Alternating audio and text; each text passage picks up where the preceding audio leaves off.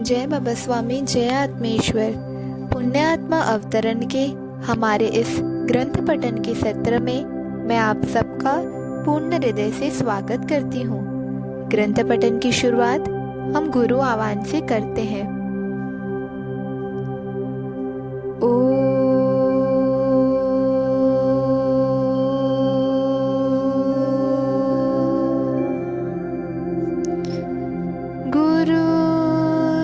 ब्रह्मा गुरुर्विष्णु गुरुर्देवो महेश्वर गुरुर्साक्षात् परब्रह्म तस्मै श्री गुरवे नमः। तस्मै श्री गुरवे नमः। तस्मै श्री गुरवे नमः। ग्रंथ पठन की शुरुआत करते हैं। इस प्रकार शारीरिक स्तर पर प्राप्त किया गया ज्ञान अंतिम नहीं था और फिर धीरे धीरे पढ़ाई की ओर ध्यान देने लग गया। स्नातक हो गया। स्नातकोत्तर शिक्षा ग्रहण की, नौकरी की। नौकरी में अपने बौद्धिक ज्ञान का उपयोग किया। नौकरी में मैं ईमानदार लेकिन अनुभवहीन कहलाता था। मेरे मालिक कहते थे, अनुभव तो समय के साथ आ जाता है, आदमी ईमानदार होना चाहिए। अपने से श्रेष्ठ व्यक्तियों से कार्य करा लेने की कला प्रबंधन है, वह व्यक्ति प्राप्त कर ली थी। मैं मेरे अधीनस्थ छोटे से छोटे व्यक्तियों का भी ध्यान रखता था। मुझे याद है, एक बार राम प्रसाद नामक एक चपरासी को लेकर एक फैक्ट्री में ऑडिट लेखा परीक्षण करने गया था। वह फैक्ट्री वास्तव में बंद पड़ी थी। पुराना हिसाब किताब देखना था। मैं भोजन के समय कार लेकर शहर आ गया और शहर से वापस फैक्ट्री आते समय राम प्रसाद के लिए नया टिफिन खाना रखने का डिब्बा खरीद कर खाना लेकर आया था। वह खाना वह राम प्रसाद जीवन में कभी नहीं भूला था। उस दिन आप मुझे याद रखकर उस वीरान जगह मेरे लिए खाना लेकर आए थे। इसीलिए मेरे आने पर प्रत्येक कर्मचारी खुश रहता था। नौकरी में ईमानदारी के साथ साथ अनुभव भी प्राप्त कर लिया। सदैव वह सब कार्य करने के लिए तैयार रहता था। नौकरी करते समय भी कुछ तो रोज जारी थी, कुछ ना कुछ अंदर ही अंदर खोज जारी ही थी। सदैव मंदिरों में जाता था किसी को खोजने। मुझे जीवंत गुरु की खोज थी। कोई जीवंत गुरु ही मेरी पहली मंजिल मालूम होती थी। मुझे आज भी याद आ रहा है कि कोलकाता में ऑफिस के बाद मैं हावड़ा ब्रिज के पास बने गंगा नदी के घाटों पर चला जाता था। घंटों नदी के पानी को निहारता था और सोचता था, यह पानी कभी ना कभी कहीं ना कहीं तो समुद्र में मिलेगा ही, कहीं ना कहीं तो समुद्र होगा ही।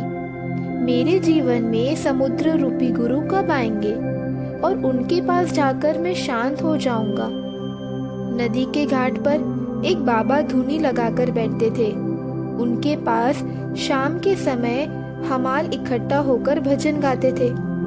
मैं उन बाबाओं को ही निहारता रहता था। वे बाबा भी कभी कभी मुझे देखते थे। बस इतनी ही पहचान थी। उस समय भी ऑफिस की ओर से होटलों में पार्टियां होती थी। पार्टियों का उद्देश्य व्यवसायिक ही होता था। मैं उनके आयोजन का खर्च स्वीकृत करता था, पर उन मांसाहार व शराब वाली पार्टियों में मैं कभी शामिल नहीं हुआ। शुरू शुरू में मैं मेरे साथ के प्रबंधकों ने मुझसे शराब पीने का आग्रह किया, पर जब बार बार कहने पर भी मैंने उनका आग्रह स्वीकार नहीं किया तो वे मुझे पंडित महाराज कहकर चिढ़ाने लगे, लेकिन बाद में उन्होंने मुझे कभी भी आग्रह नहीं किया। लेकिन मैंने महसूस किया वे मेरा आदर करते थे। वे कहते थे यह सब जैसा नहीं है, यह कुछ अलग ही है। मुझे याद आ रहा है उन दिनों मेरे चित्त की दशा बड़ी विचित्र हो गई थी। मुझे सदैव मेरे गुरु की याद आती थी। वे कौन होंगे, कैसे होंगे, मैं कैसे उन तक पहुंचूंगा।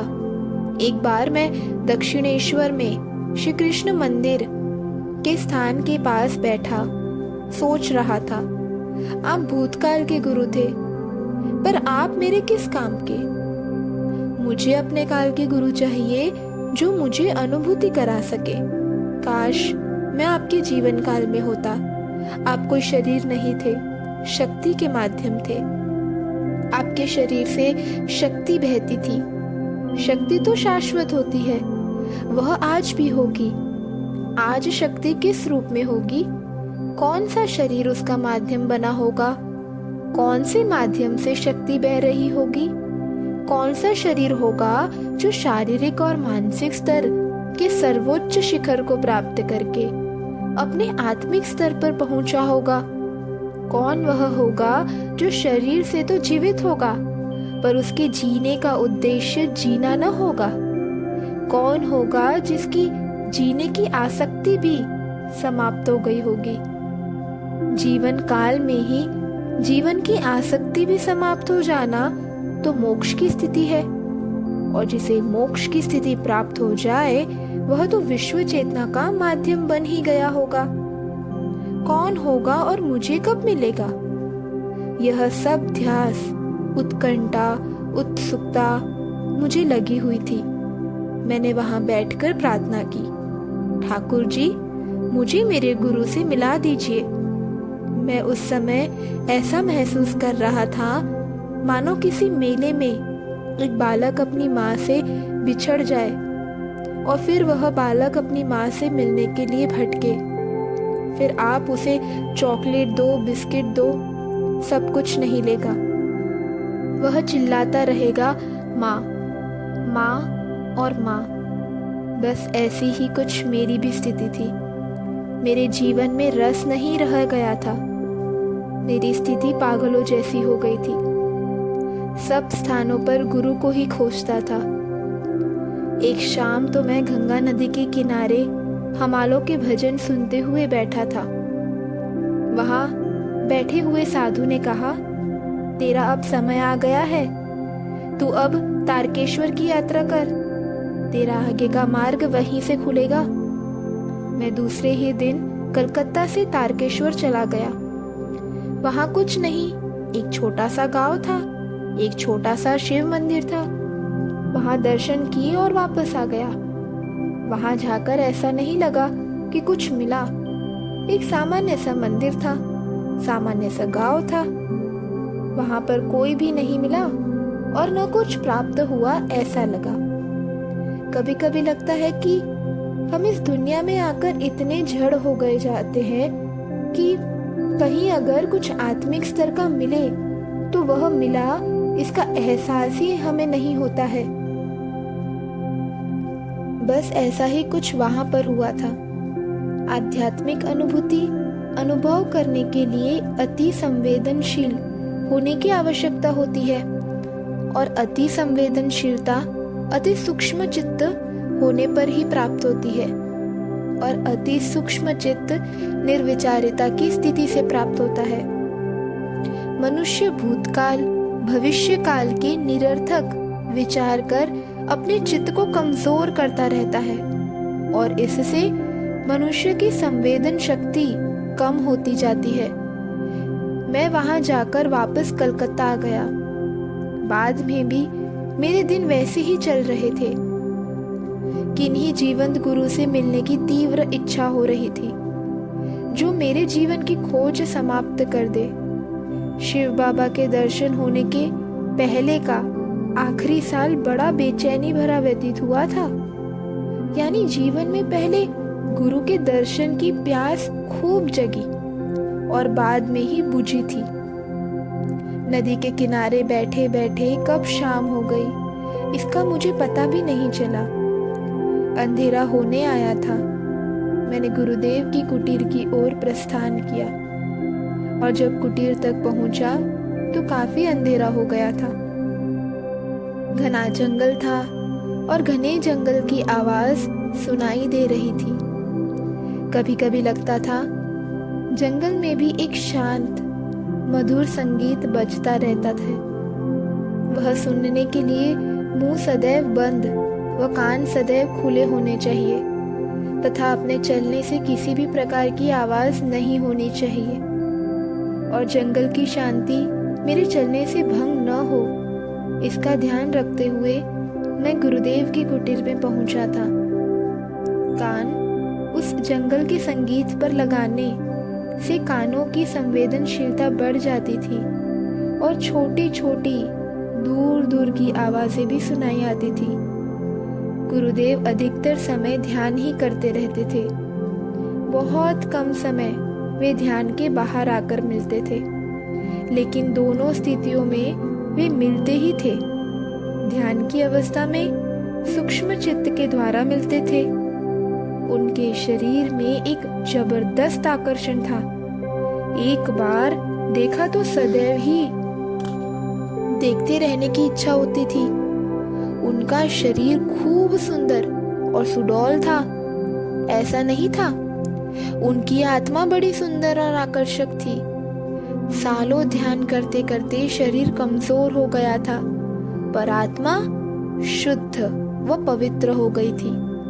इसीलिए उस भीतर की आत्मा का प्रकाश उनके शरीर पर प्रतिबिंबित होता था। इसी कारण उनके शरीर में चुंबकीय शक्ति निर्मित हो गई थी। उनके सानिध्य में आत्म शांति मिलती थी। कभी कभी लगता था परमात्मा का ध्यान करते करते सद्गुरु इतने लीन हो जाते हैं कि उनका स्वयं का कोई अस्तित्व नहीं होता है और खुद का अपना अलग अस्तित्व समाप्त हो जाता है। तो परमात्मा की शक्ति वहां स्वयं प्रकट हो जाती है। फिर सद्गुरु का वह शरीर नहीं रहता है, परमात्मा की शक्ति का माध्यम बन जाता है और उस माध्यम से परमात्मा की शक्ति बहने लगती है और उस परमात्मा की शक्ति के सानिध्य में हमारी आत्मा आनंदित होती है, पुलकित होती है और वह आनंद हमारी आत्मा के कारण केवल हम ही अनुभव कर सकते हैं। इसे न तो देखा जा सकता है और न ही प्राप्त आनंद को लिखा जा सकता है। उस आत्मा के आनंद को केवल अनुभव किया जा सकता है। इसीलिए ऐसा लग रहा था सद्गुरु न तो कुछ देते हैं, क्योंकि वे तो देने के भी परे चले गए हैं, और न ही हम उनके सानिध्य में कुछ पाते हैं, क्योंकि यह सब तो केवल भौतिक स्तर पर होता है। और जबकि सद्गुरु का सानिध्य अनुभव करने की बात होती है, ये सद्गुरु अपने आप को प्रदर्शित भी नहीं करते। इस कारण इन तक पहुंचना ही कठिन होता है। हमारी आत्मा की शुद्धता ही हमें इनके करीब लेकर जाती है। गुरुदेव के शरीर के रोम रोम से चैतन्य बहता रहता था। वे जब चलते थे तो उस जमीन पर जहां वे पैर रखते थे, उन पत्थरों पर जहां वे हाथ रखकर आगे बढ़ते थे, उन जड़ पदार्थों में भी चैतन्य का अनुभव होता था।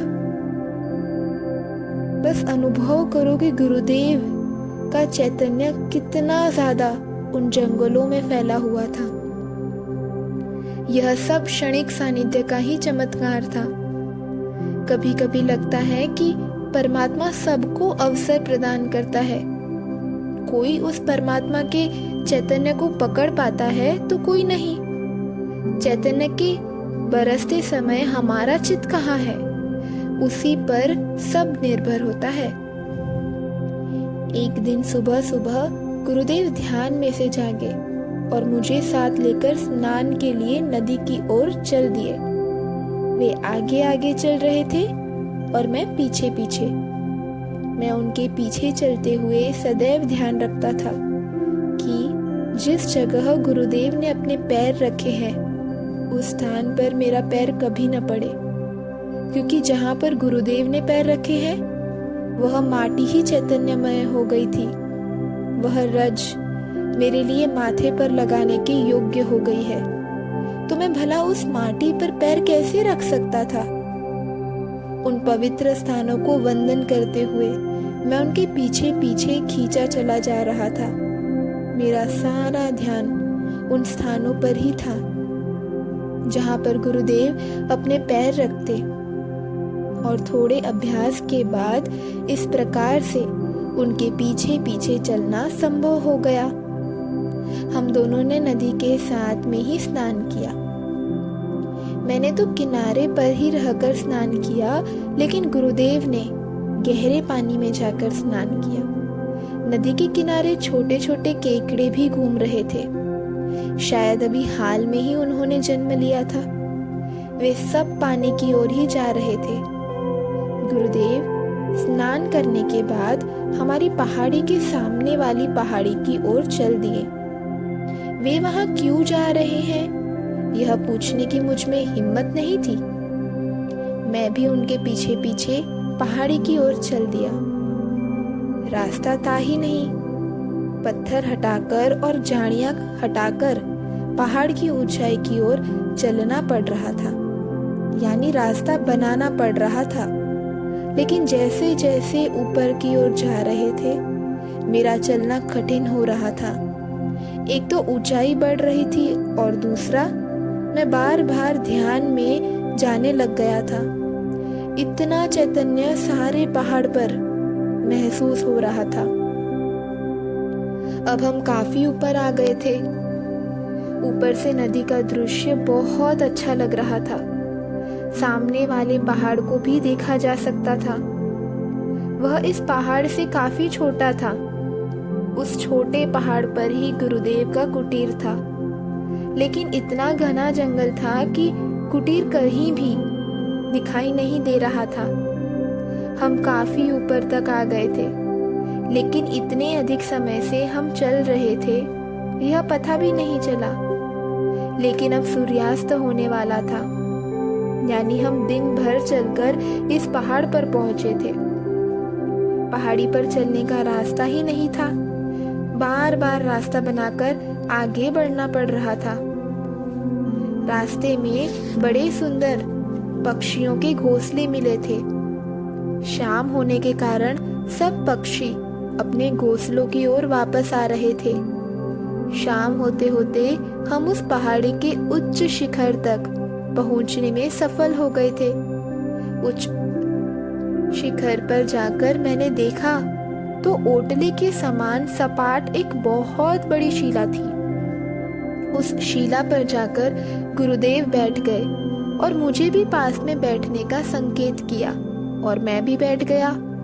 और जैसे ही बैठा उस शिला में से एक ठंडी लहर मेरे मूलाधार चक्र से सहस्त्रार की ओर बहने लगी, मानो शरीर में ठंडे चैतन्य का विद्युत प्रवाह ही प्रवाहित कर दिया गया हो। और बाद में लगा पूरे शरीर में से चैतन्य बह रहा था और सारा शरीर ही चैतन्यमय हो गया था और अपने शरीर का बोध समाप्त हो गया था। रात हो गई थी। गुरुदेव का शरीर सुनहरे दिव्य प्रकाश का पुंज बन गया था। धीरे धीरे मुझे उनका शरीर दिखना बंद हो गया। यह सब कैसे हो रहा था, यह मेरे लिए अलग ही अनुभव था। ऐसा अनुभव जीवन में कभी नहीं हुआ था। वह काले पत्थर की शिला बर्फ सी लग रही थी। वह इतनी ठंडी थी। मेरी चेतना धीरे धीरे समाप्त हो रही थी। उस पहाड़ पर दिन भर चढ़ने की थकान कब दूर हो गई इसका आभास भी नहीं हुआ, और धीरे धीरे मेरी चेतना शक्ति पूर्णतः समाप्त हो रही थी। ऐसा लगा मानो मैं ही समाप्त हो रहा था। मेरे अंदर का मैं पूर्णतः समाप्त हो गया। फिर मैं का अस्तित्व न रहकर वह ही बन गया था, और आगे क्या हुआ वह मालूम नहीं। मैं चेतना खो चुका था। एक सुबह जब जागा तो देखा कि मैं गुरुदेव के साथ उसी बड़ी शिला पर बैठा था। कितने दिन बीत गए पता नहीं था। मेरी चेतना वापस आ गई थी, पर अभी भी मेरे शरीर पर मेरा नियंत्रण नहीं था। सारा शरीर ही सुन्न पड़ा हुआ था। फिर थोड़े समय बाद मैंने पैर की उंगली में हलचल अनुभव की, बाद में हाथ की उंगलियों में हलचल अनुभव की। थोड़े समय बाद शरीर पर नियंत्रण होने लग गया। मैं हाथ हिला सका था, मैं पैर हिला सका था। फिर मैंने प्रकाश में उस पत्थर की शिला को देखा जो बहुत बड़ी थी। उसका एक भाग एकदम सपाट था और नीचे का भाग भी सपाट था। नीचे का भाग तो ओटले जैसा ही लगता था। इतनी ऊंचाई पर यह शिला कैसे आई होगी, आश्चर्य था। उस पत्थर पर बैठकर नीचे की नदी का नजारा देखा जा सकता था। उस पत्थर के आसपास भी घना जंगल था और बड़ी शांत जगह थी। थोड़े समय बाद गुरुदेव ने कहना शुरू किया, इस पत्थर पर बैठकर ही मैंने तपस्या की है और सालों से यहीं पर बैठकर तपस्या कर रहा था। इस स्थान का चुनाव मेरे गुरु ने किया था और इसी स्थान पर मेरे गुरुदेव ने देह त्याग किया था, और उनके देह त्याग के बाद उनका अंतिम संस्कार मैंने यहीं पर किया था। और तभी से मैं इस स्थान के साथ बंध सा गया हूँ। यह स्थान मैं कभी नहीं छोड़ सकता हूँ। तुम्हें मिलने के लिए उस सामने वाली पहाड़ी पर कुटीर बनाया था और तुम्हारा वहीं इंतजार कर रहा था। परमात्मा सभी को समान रूप से पैदा करता है, सभी को आध्यात्मिक उन्नति के समान अवसर प्रदान करता है। कोई आत्मा उस अवसर का लाभ लेती है, कोई नहीं लेती है। प्रत्येक आत्मा की मोक्ष प्राप्ति की समान संभावना होती है। तुम्हारे में और मेरे में कोई अंतर नहीं है। दोनों को परमात्मा ने समान पैदा किया है। कोई श्रेष्ठ आत्मा या कनिष्ठ आत्मा नहीं होती है। यह ठीक वैसा ही है जैसे पानी की बूंद आकाश से गिरते वक्त एक ही समान स्वच्छ व पवित्र होती है। बाद में वह बूंद जिस सानिध्य में आती है उस पर निर्भर है वह कैसा रूप ग्रहण करती है। इसीलिए तुम भी अपने अंदर आत्मविश्वास जागृत करो कि तुम भी मेरे जैसी ध्यान की अवस्था तक पहुंच सकते हो, और तुम अवश्य पहुंचोगे, यह मेरा विश्वास है। प्रत्येक आत्मा का मूल स्वरूप परमात्मा ने एक समान निर्माण किया है। प्रत्येक जन्म के साथ सानिध्य का प्रभाव उस आत्मा के साथ जुड़ता जाता है और उसी प्रभाव पर उसकी यात्रा निर्भर होती है। हम जिस संगत में रहते हैं उस संगत का प्रभाव हम पर पड़ता है। यह ठीक वैसा ही है। परमात्मा वह विश्व का संचालन करने वाली शक्ति है जो सारे विश्व का संचालन करती है। उस शक्ति का कोई प्रिय या अप्रिय नहीं होता है। उसके लिए सब समान होते हैं। प्रत्येक आत्मा के पास उत्क्रांति की पूरी पूरी संभावनाएं होती है। बस उत्क्रांति हमारे आसपास की सामूहिकता पर ही निर्भर है। हमें कैसी सामूहिकता मिली यह सब उसी पर निर्भर है।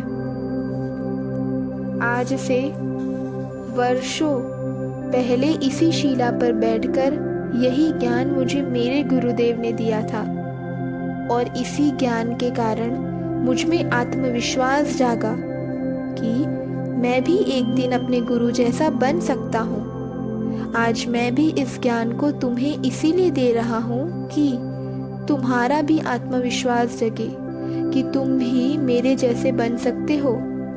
यह ज्ञान देकर मेरे गुरुदेव ने इसी शिला पर देह का त्याग किया था। और उनकी इच्छा थी कि मैं उनके मोक्ष की प्रार्थना कर उनका दाह संस्कार करूं। और मैंने उनकी इच्छा के अनुसार उनके लिए प्रार्थना की और बाद में मैंने उनका दाह संस्कार किया।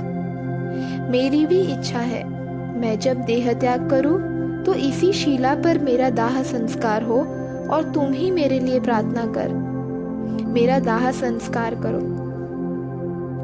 गुरु तत्व एक शक्ति है जो विश्व में सकारात्मक रूप से बहती रहती है। व्यक्ति तो उसके माध्यम है, वे समय के अनुसार बदलते रहते हैं। गुरु तत्व कभी नहीं मरता है। गुरु तत्व शिष्य के रूप में सदैव जीवित रहता है। मरता है शरीर, तो जो शरीर मरता है उसका मोह क्यों? मेरे गुरुदेव ने देह त्याग किया तो वह गुरु तत्व का प्रवाह मेरे रूप में वर्तमान में जीवित रहा, और कल मैं देह त्याग करूंगा तो तुम्हारे रूप में वह गुरु तत्व जिंदा और जीवित रहेगा। अरे बाबा, जब तक गुरु तत्व जीवित है तब तक ही यह विश्व चलता रहेगा, क्योंकि जब गुरु तत्व ही सारा विश्व का सकारात्मक संतुलन बनाकर रखा रहा है। गुरु तत्व अच्छी सकारात्मक शक्तियों का एक समूह होता है और गुरु तत्व का माध्यम सद्गुरु का शरीर होता है।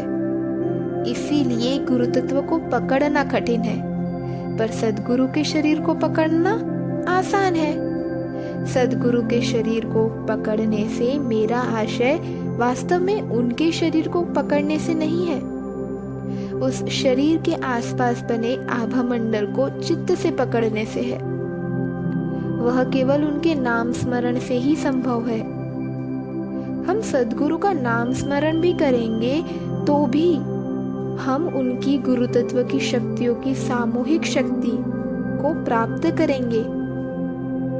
सद्गुरु के पास अपना खुद का अस्तित्व नहीं होता है, उनका कोई अस्तित्व नहीं होता है, वह अपना अस्तित्व खो देता है।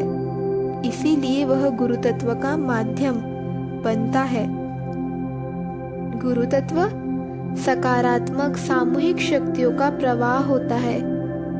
गुरुदेव बोलते बोलते एकदम शांत हो गए और आसमान की ओर देखने लग गए। वे क्या देख रहे थे वह समझ में नहीं आ रहा था। मैं शिला की विशालता को देख रहा था। इतनी विशाल शिला इस पहाड़ी के शिखर पर कौन लाया होगा, क्योंकि यह पहाड़ी का पत्थर नहीं लगता था। यह एक सिंहासन जैसा था। इसके एक भाग से टिककर बैठा जा सकता था। पहाड़ी के आसपास के पत्थर हल्के लाल रंग के थे, बस यही पत्थर गहरे काले रंग का था, यानी यह इस पहाड़ी का तो नहीं था। फिर इतना विशाल पत्थर इस पहाड़ी पर कहाँ से लाए होंगे और इसे इतने ऊंचे शिखर पर कैसे चढ़ाया होगा? सब कल्पना से परे ही लग रहा था। और यह शिखर इतना ऊपर था कि स्वयं को चढ़ने में ही दिन भर लग गया था, तो इतने विशाल पत्थर को लेकर कैसे चढ़ सकते हैं? यह 10 हाथियों के आकार का था और आसपास की पहाड़ी पर भी ऐसे काले रंग के पत्थर नहीं थे। हाँ, काले रंग के पत्थर नदी के थे, लेकिन वे बहुत छोटे छोटे थे।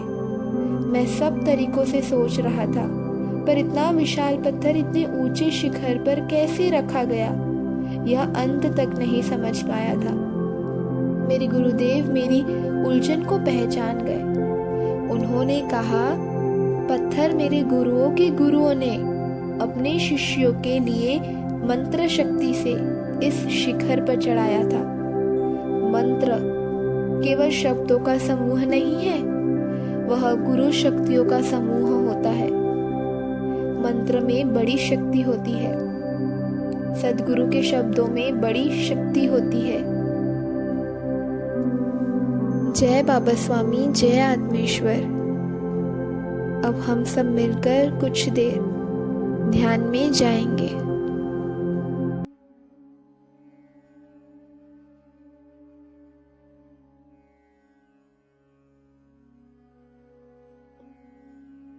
सभी पुण्यात्माओं को मेरा नमस्कार।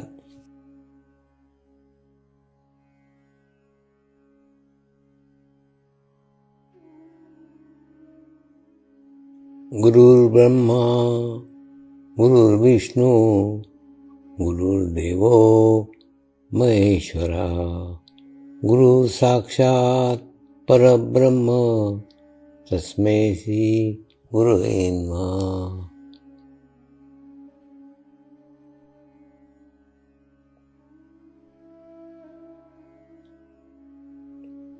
ध्यान की उस स्थिति में जाएंगे जहाँ शरीर भाव पूर्णतः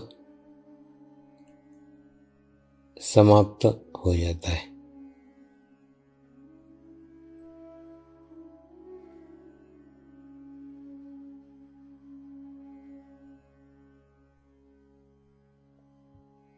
अपने पूरे शरीर को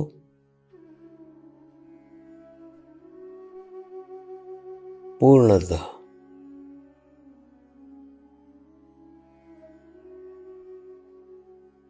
शिथिल छोड़ देंगे, एकदम रिलैक्स हो जाइए।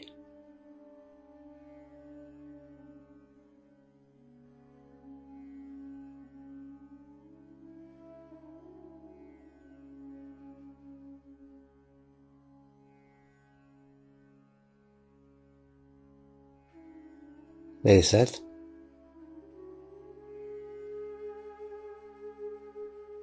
मंत्र का उच्चारण करेंगे। मैं एक पवित्र आत्मा हूँ।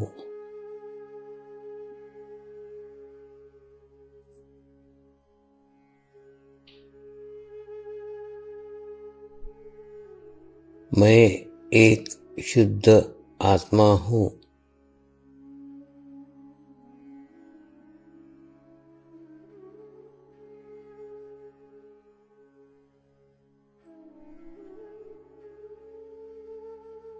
मैं एक पवित्र आत्मा हूँ।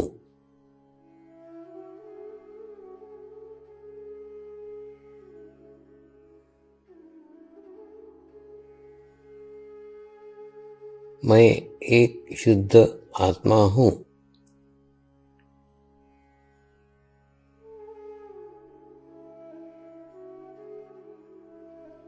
मैं एक पवित्र आत्मा हूँ।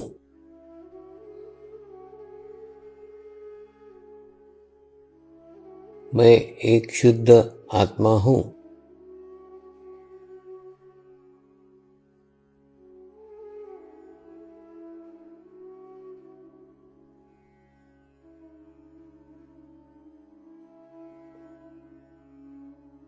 अभी इसी आत्मा भाव को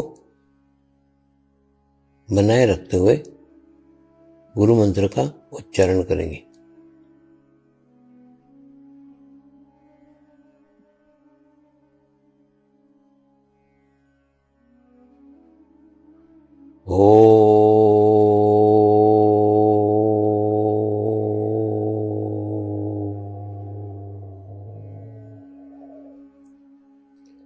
श्री शिवकृपानंद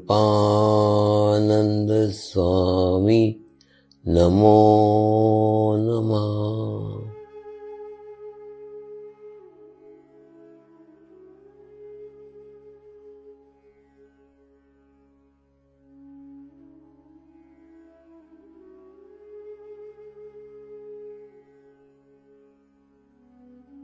ओम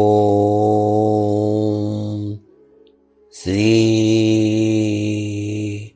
शिवकृपानंद स्वामी नमो नमः।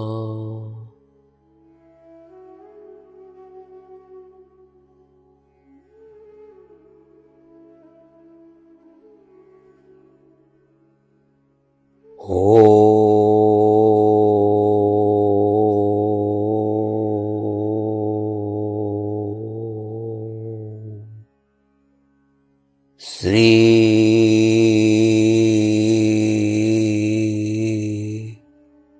शिवकृपानंद स्वामी नमो नमः।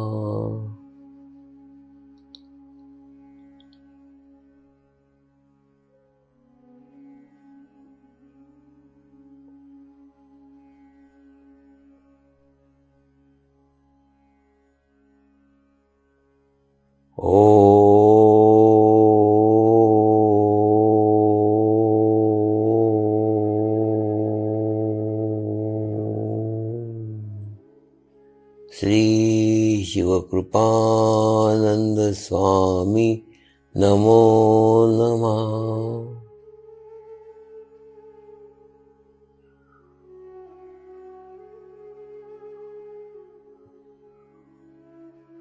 ओम श्री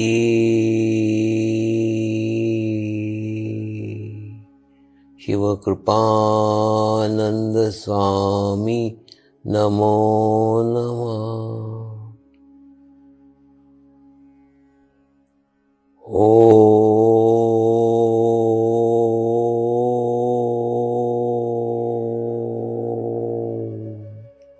श्री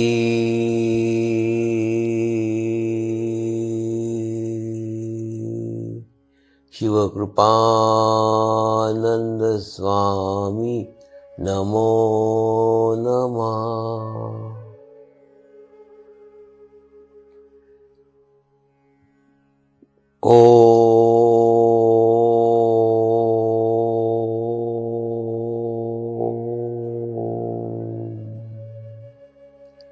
श्री शिवकृपानंद स्वामी नमो नमः।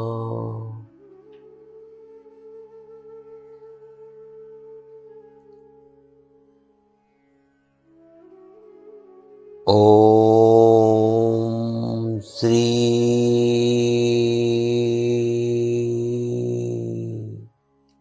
शिवकृपानंद स्वामी नमो नमः।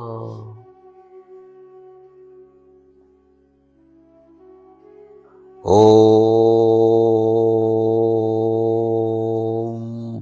श्री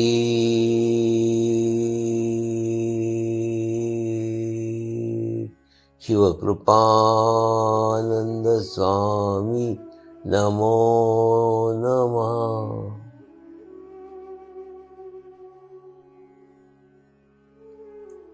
अब आप अपना चित्त सहस्त्रार पे रख के थोड़ी देर के लिए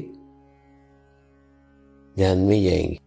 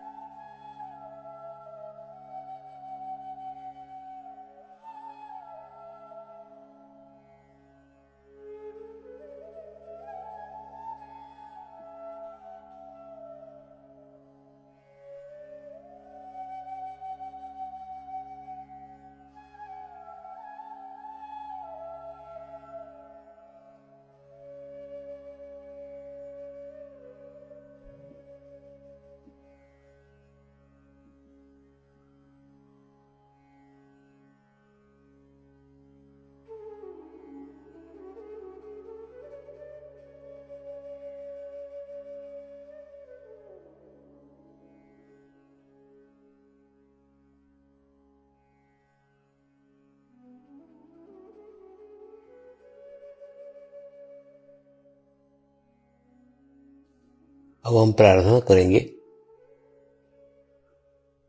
सभी आत्माओं की आत्मोन्नति हो, आध्यात्मिक प्रगति हो। यही हमारी प्रभु से प्रार्थना है। नमस्कार। जय आत्मेश्वर।